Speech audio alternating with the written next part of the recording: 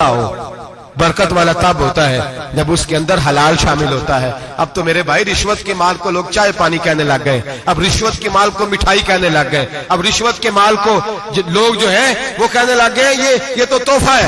اب لوگ کہتے ہیں لڑکا 20,000 کماتا ہے اور 40,000 اوپر سے بھی بنا لیتا ہے، اعلانیہ کہتے ہیں، اعلانیہ وہ جی سارا کچھ کر لیتا ہے، بڑی کمائی ہے۔ اب تو لوگ عمرے پہ گئے ہوتے ہیں، عمرے پہ، اور ایک دوست میرے کہنے لگے عمرے پہ گیا تھا، جس شخص کا میں نے ٹینڈر جس سے پاس کرانا تھا وہاں سے مجھے فون کر رہا تھا، میں سائن کر آیا ہوں پر مجھے پیسے لینے کا وقت نہیں ملا، میرا حصہ سائڈ پہ رکھ دینا، اللہ کے گھر میں کھڑا ہے۔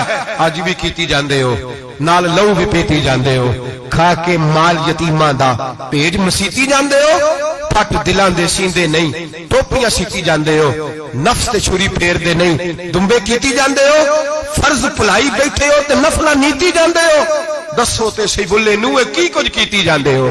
یہ کس طرح کا وتیرہ اپنا لیا ہے؟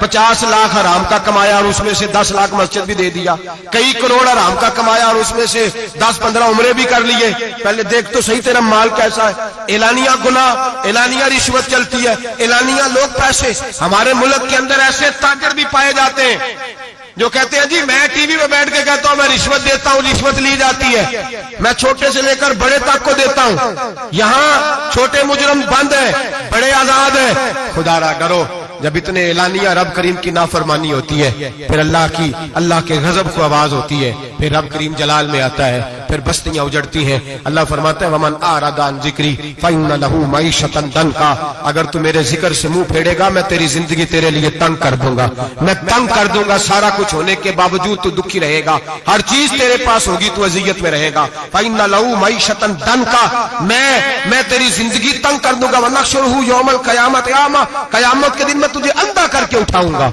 دنیا میں تیری زندگی تیرے لیے تنگ کر دوں گا، قیامت میں تجھے اندھا کر کے اٹھاؤں گا۔ میرے بھائی گناہ پہ فخر نہ کریں، غلطی ہو جائے تو مان جائیں۔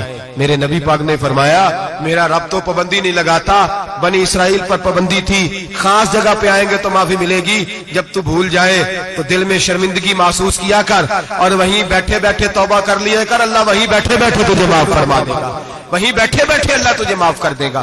احساس ندامت پیدا کریں۔ ہم لوگ جرم کرتے ہیں، پھر بجائے اس کے کہ ہم اپنی خطا کو مانیں ہم پھر اس پر اصرار کرتے ہیں۔ اور ایک بات آخر میں ضرور ذہن میں رکھیں، جب آدمی گناہ پہ ڈٹ جاتا ہے نا پھر اس کا دل کالا ہو جاتا ہے۔ صحیح بخاری صحیح مسلم میں حدیث ہے، نبی پاک نے فرمایا کہ گناہ کرنے کے بعد جو ڈٹ جائے توبہ نہ کرے پھر دوسرا گناہ کرے تو ایک نقطہ لگتا ہے، توبہ کر لے تو نقطہ صاف ہو جاتا ہے، کالا نقطہ، اور اگر وہ توبہ نہ کرے تو دوسرا سیاہ نقطہ لگ جاتا ہے۔